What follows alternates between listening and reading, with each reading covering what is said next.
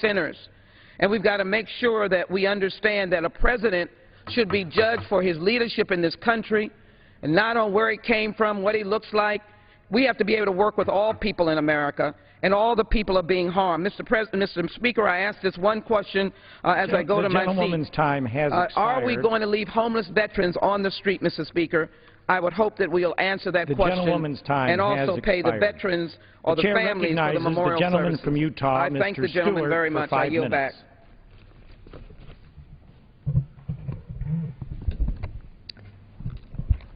Mr. Speaker, politics is full of irony, and I believe that is a vast understatement that is exhibited on this floor almost every day. But sometimes that irony bleeds over into the absurd, and that's what we're facing today when it comes to our president, who absolutely refuses to even sit down and to negotiate over the debt ceiling limit, or over the implementation of Obamacare, or over the continuing resolution, or frankly over anything else.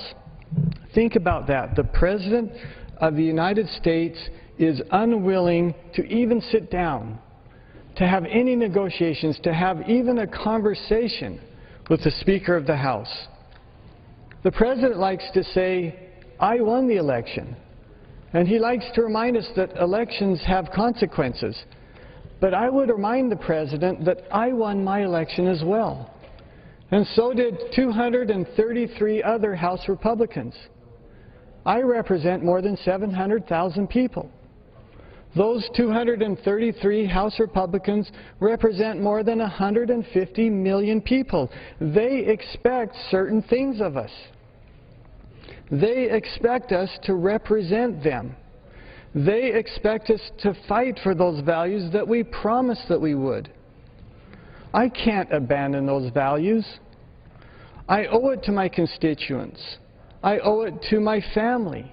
I owe it to my nation. I owe it to myself to continue to fight for those values that I think help to make this nation the great nation that it is. The President is the President of the United States. He's not just the President of the Democratic Party. He's not just the President of those states in which he won. He is the President of the United States. And he owes it to the Americans to be willing to sit down and to try to negotiate when we come into a conflict such as we have now. Yeah, we've got great challenges before us, but we can work through these. We always have before. We can find a way to work together. Republicans and Democrats have been working through their differences for generations. But we can only do that if we're willing to sit down and to talk with each other. We can only do that if we're willing to be respectful of the deeply held positions that each of us hold. We can only do that if we're willing to work together for the betterment of this nation. Which brings me to the debt limit. It is like a dark, looming cloud that hangs over us now. And we can't ignore it. We can't pretend that it doesn't matter. We can't pretend that it's not important. So like others, I would like to quote from one of the great, or who is considered one of the great political leaders of this century. And I quote now when I say, "Increasing America's debt weakens us domestically and internationally. Leadership means that the buck stops here. Instead, Washington is shifting the burden of bad choices today onto the backs of our children and our grandchildren. America has a debt problem and a failure of leadership. Americans deserve better." Mr. Speaker, of course, you know I'm not quoting Ted Cruz or Mitch McConnell or the Speaker of the House. I'm quoting a young freshman senator who is now the President of the United States, who at least at one point in his career recognized the serious and the long-standing threat to this nation that our rising debt is. We have the opportunity to work together now to fix this problem. And if we can't fix it, at least we could take a meaningful step forward. I hope the President will work with us to address what he used to believe was a serious problem. But I believe it starts with one thing: sitting down together and talking to work it out. The American citizens, all of us, deserve a president who is willing to lead. The American people deserve a president who is willing to talk. Yeah, we live in a day where there are policy and political differences, but that has always been the case. From the birth of our nation, it has always been such. We are a nation where ideas and principles sometimes come into conflict. But the American people deserve a president who understands that negotiating is part of the process. And I pray that the president will sit down and talk with us now. And with that, Mr. Speaker, I yield back. The gentleman's time has expired. The chair recognizes the gentlewoman from California, Ms. Speer, for 5 minutes.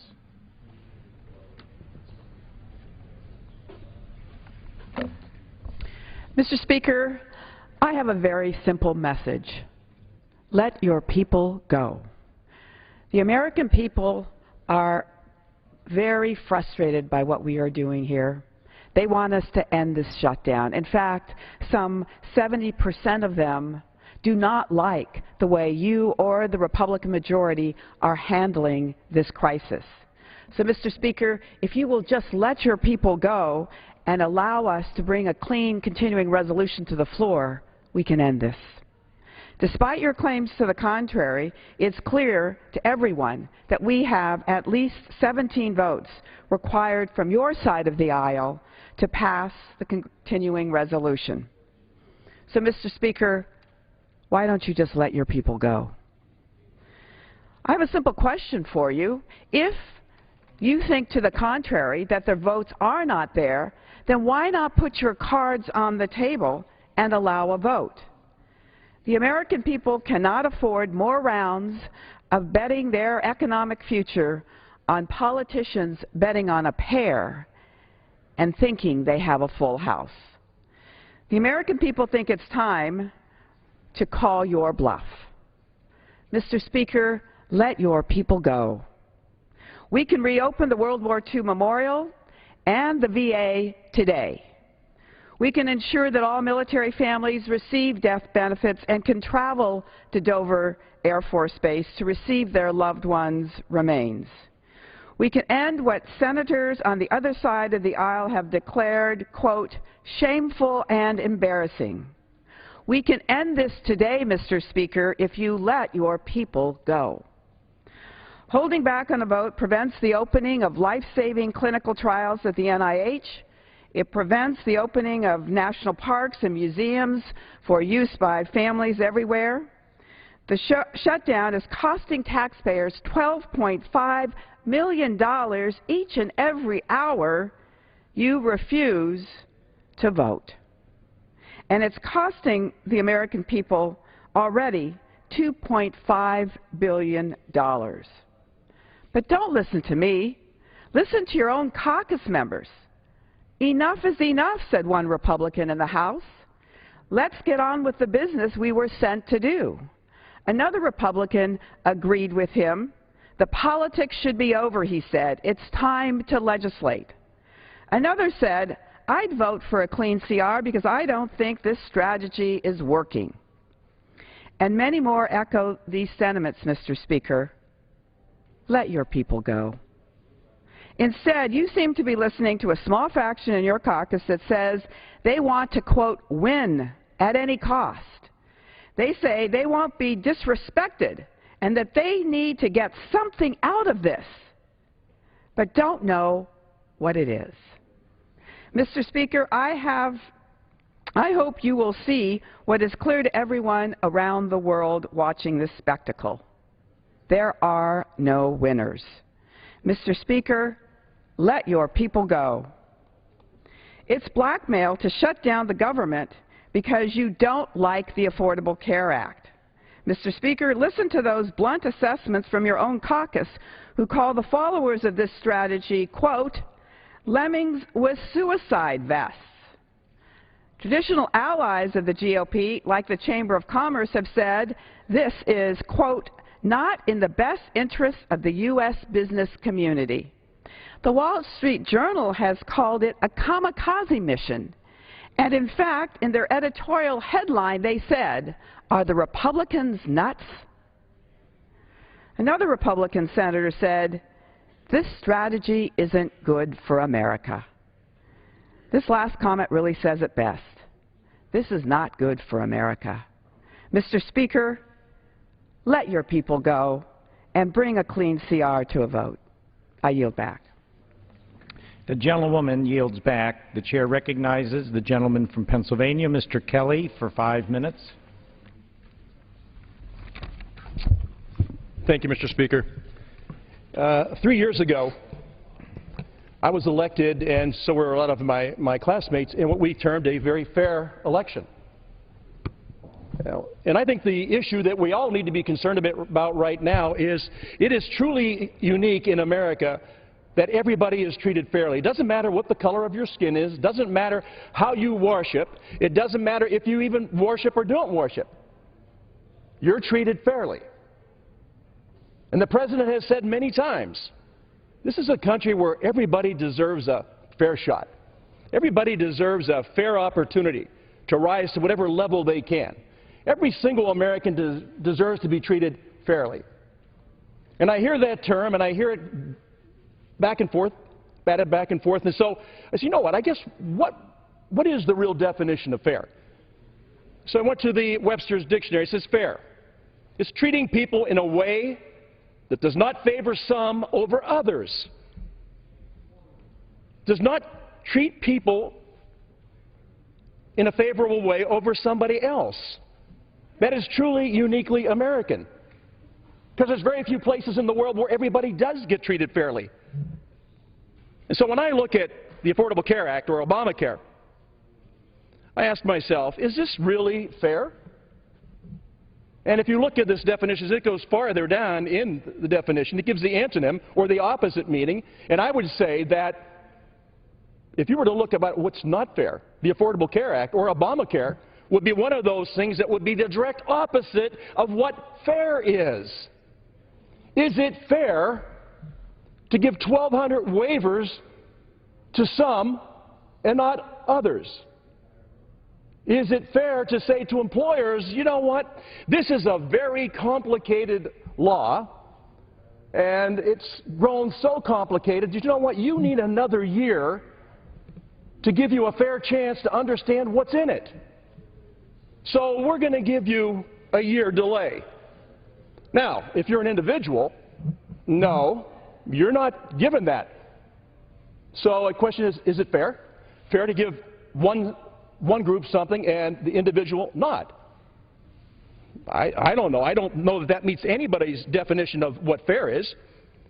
Well, so I heard Secretary of Health and Human Services Sebelius asked that very same question by a journalist. So, Secretary Sebelius, is it fair to go ahead and give employers 1 year to figure it out? Because it's so hard to understand, it's not really fair to put that kind of pressure on them. Yet, with the individuals, they have to do it today. And she says, no, they can opt out if they're not ready to do that. Now, you have to pay a fine.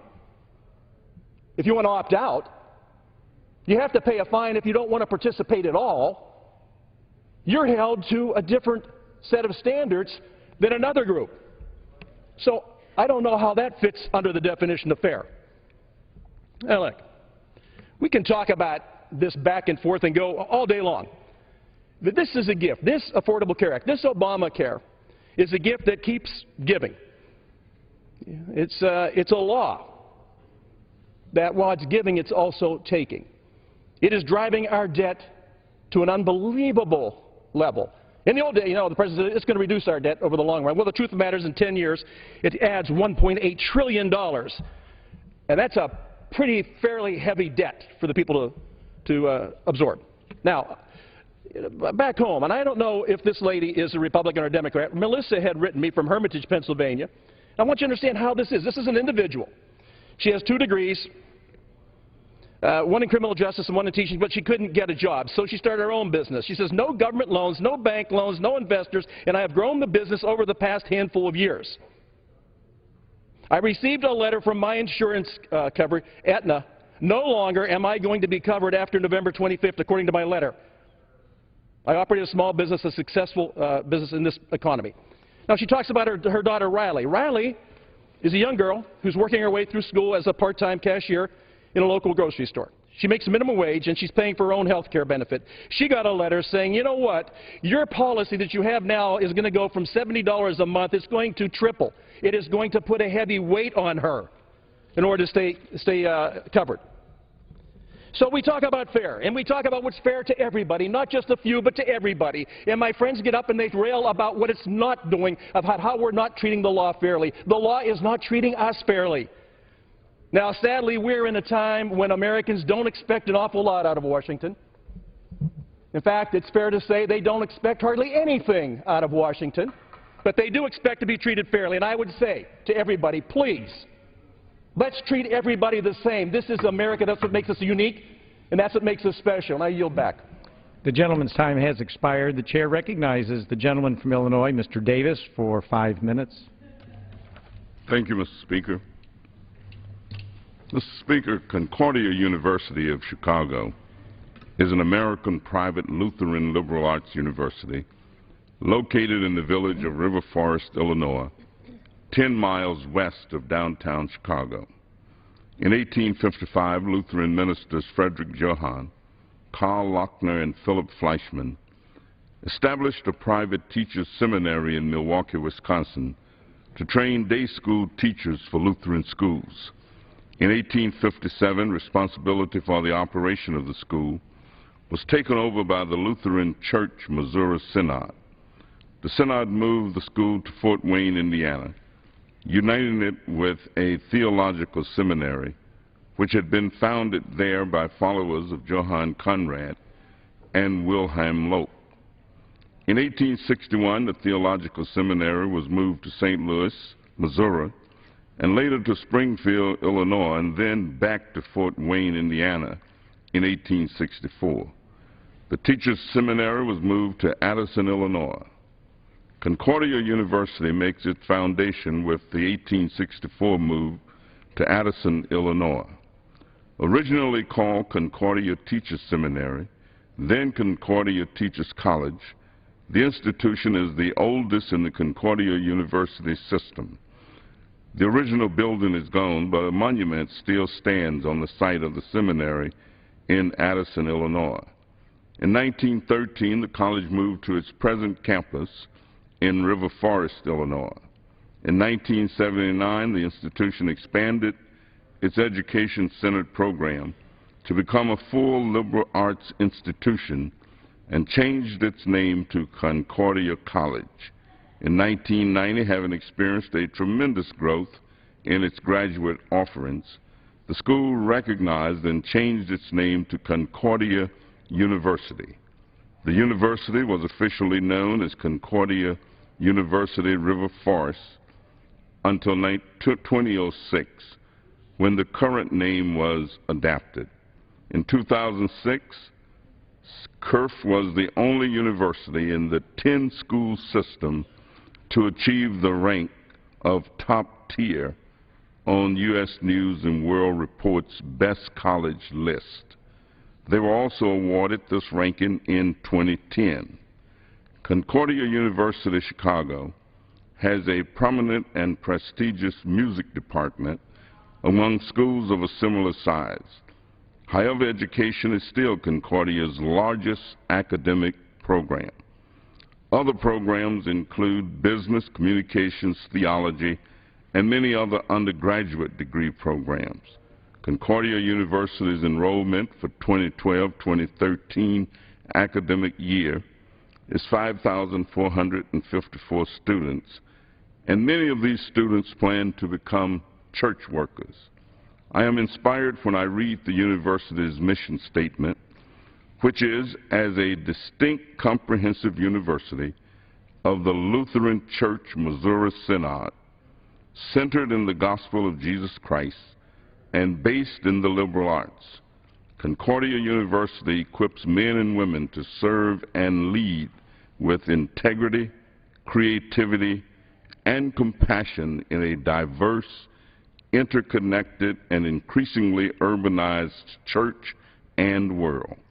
Mr. Speaker, I congratulate and salute Concordia University on its 100 years of teaching and service in the Chicagoland community, and I yield back the balance of my time. The gentleman yields back. The chair recognizes the gentleman from Pennsylvania, Mr. Barletta, for 5 minutes. Thank you, Mr. Speaker. I rise today to honor a fallen soldier from my district and urge the passage of a bill later today to ensure that death benefits still flow to families of our military heroes despite the government shutdown. An Army Ranger, Sergeant Patrick C. Hawkins from Carlisle, Pennsylvania, was killed this past Sunday by an IED. Sergeant Hawkins was on his 4th tour in Afghanistan and serving as a rifleman, gun team leader, and ranger team leader when he was killed. Fittingly, he was tending to another wounded ranger when he was killed. Sergeant Hawkins was clearly following part of the Army Ranger Creed, which says, "I will never leave a fallen comrade." Mr. Speaker, we should take that advice as well here in this body and not leave behind Sergeant Hawkins' wife, Brittany, of Lansing, Kansas, or his parents, Roy and Sheila Hawkins, of Carlisle, Pennsylvania. Here in the House, we thought we had taken care of this problem by passing our Pay Our Military Act soon after the shutdown occurred. But apparently, the Pentagon wants to have more explicit guidance on their ability to provide the death benefits to military families. So let it be said loudly and clearly here in the House of Representatives, we will never leave a fallen comrade. I urge my colleagues to pass the bill to make sure that the $100,000 gratuity is paid to cover final costs for Sergeant Hawkins, and that all of our other brave men and women in service and that loved ones left behind receive what they are entitled to. I hope that the Senate follows suit and that the President signs into law so that there is no further delay. May God bless Sergeant Patrick C. Hawkins and all others like him who defend our freedoms every day. Thank you. I yield back my time. The gentleman yields back. The chair recognizes the gentleman from Alabama, Mr. Brooks, for 5 minutes.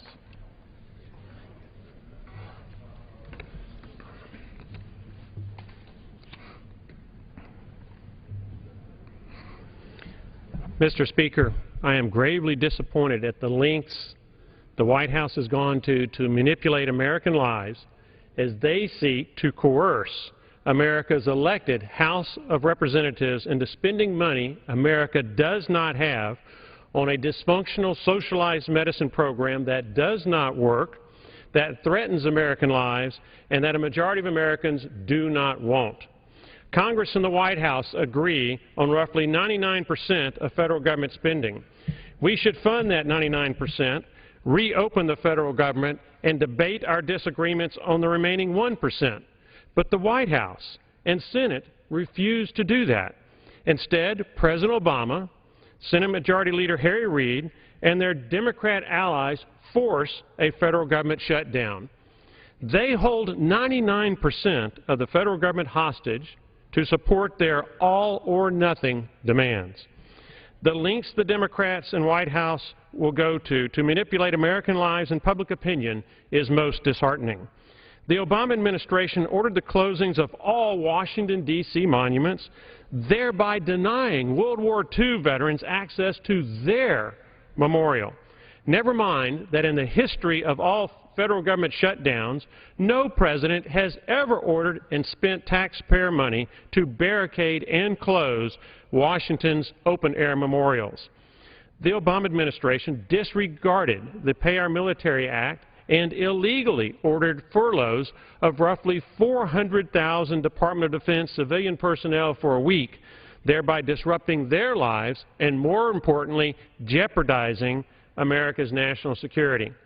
The Obama administration followed that up with illegally ordering furloughs for who knows how many thousands of defense contractors and their employees.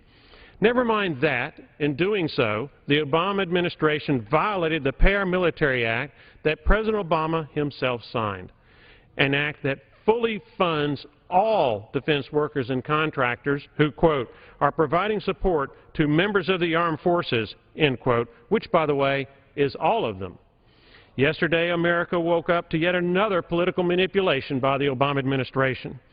America's commander-in-chief denied death gratuities to the families of 4 soldiers and a Marine who were killed in Afghanistan, adding insult to injury. America's commander-in-chief refuses to pay the cost of burial expenses of our men and women in uniform who have given their lives for their country. Mr. Speaker, this is an outrage it must not stand. The Obama administration claims that, quote, as a result of the shutdown, we do not have the legal authority to make death gratuity payments at this time, end quote. I respectfully disagree.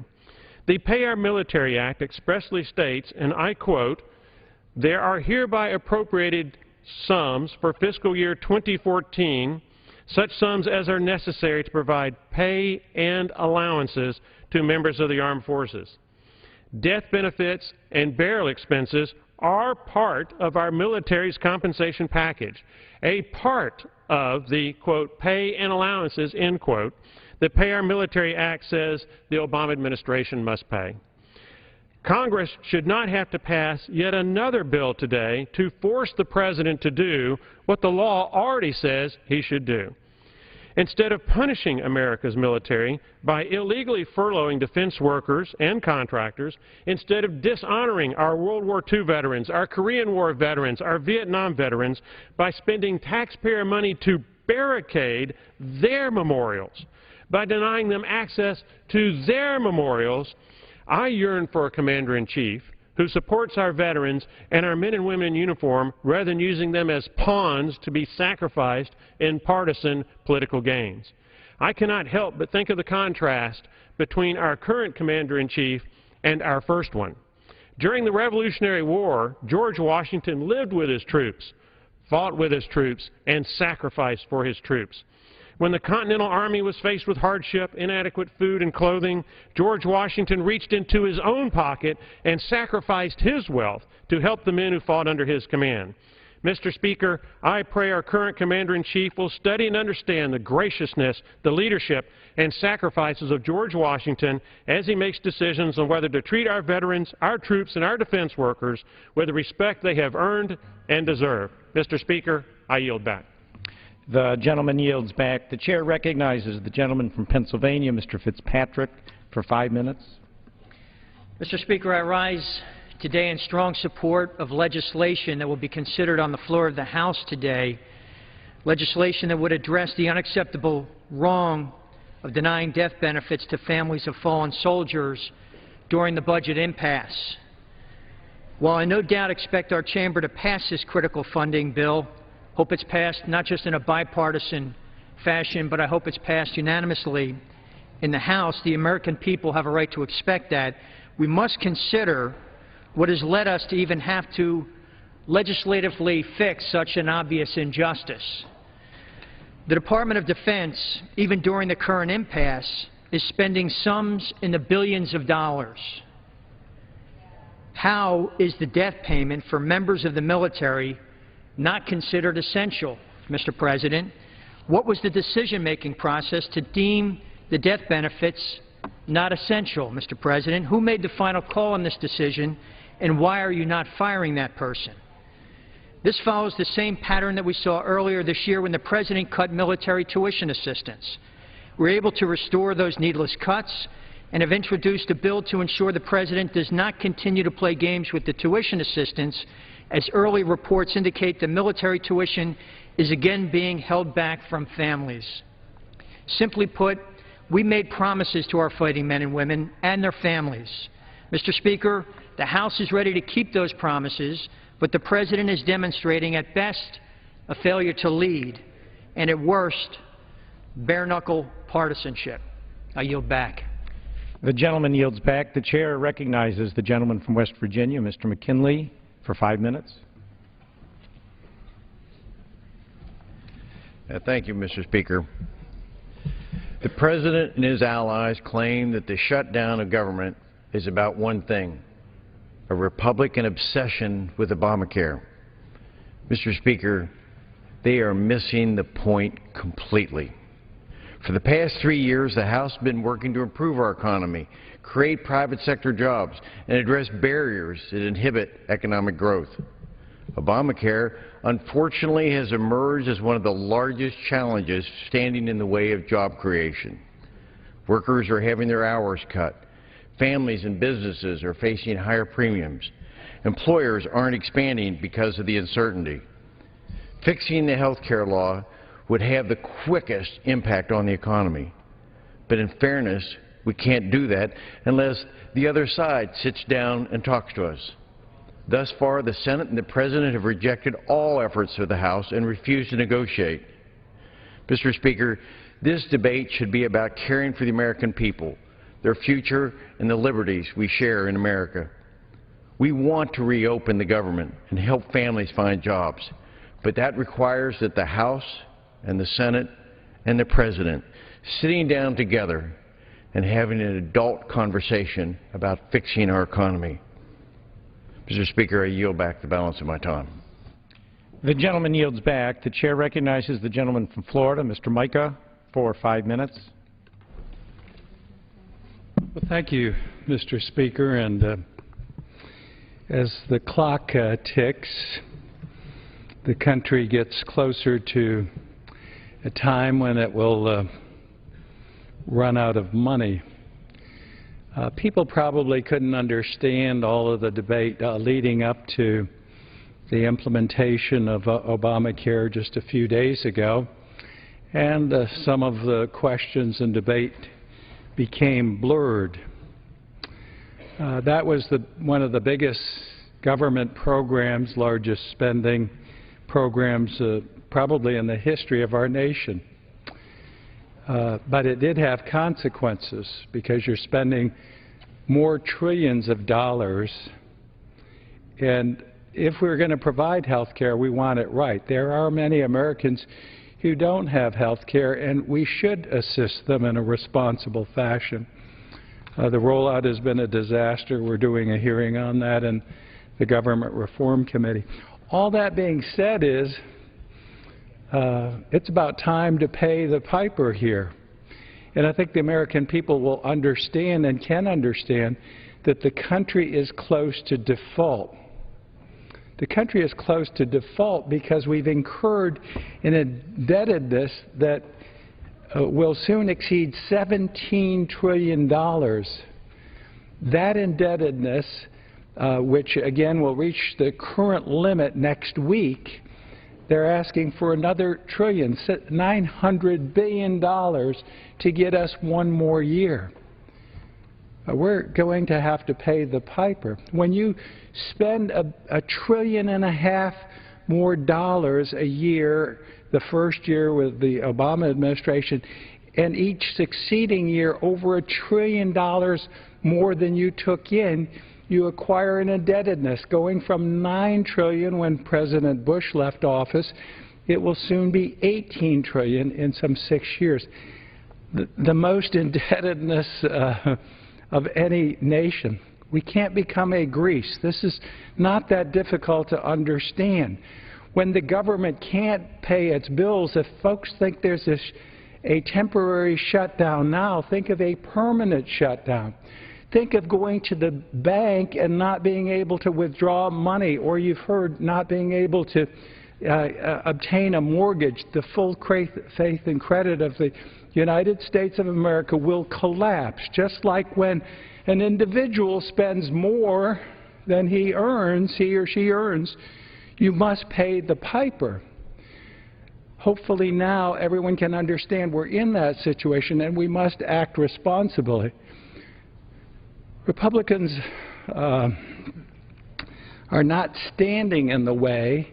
Republicans are trying to save the day because this is coming due. The bill is due. And we must find a way to cut spending, reduce the amount of federal spending, and keep the debt down. It's that simple. If you will not negotiate, if the President of the United States will not negotiate, the Senate will not negotiate, you cannot achieve what we need to do to be responsible as stewards of the American people. We are 1/2 of 1/3 of the government. So this isn't all our responsibility. We're trying to act responsibly, and we're asking people to come together, find a way to reduce spending in a responsible manner. If we've got problems with some programs like Obamacare, let's fix them, let's get the spending down. But again, this is the time we're going to have to pay for all of these government programs, for the spending that's gone on unchecked, and for the indebtedness the United States has incurred. Just a final lesson.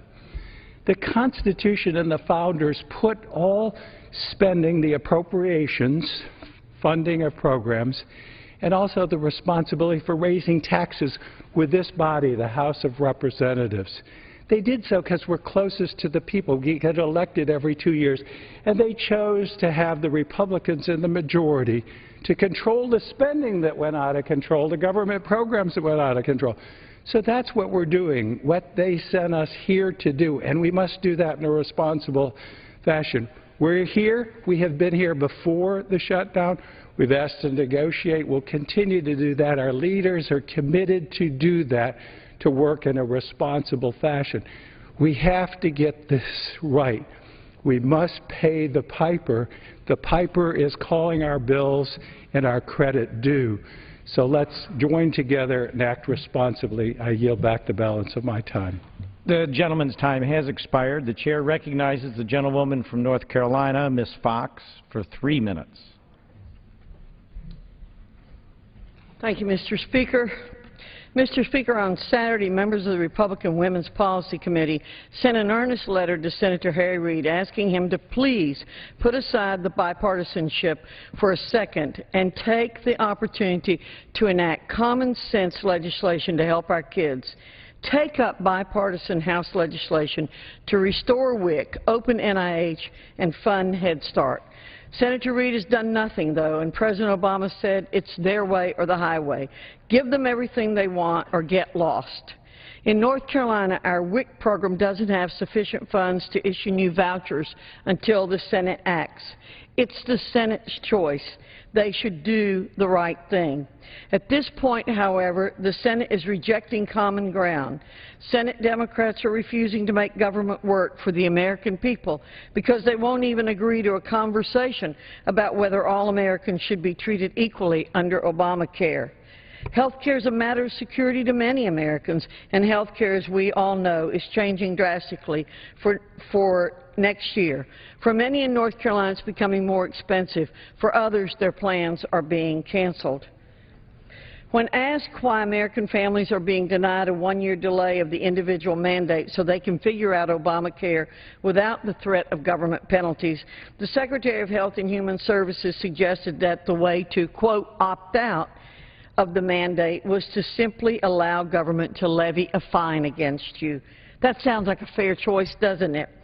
Individual Americans, do what we want or pay an unprecedented tax on your behavior.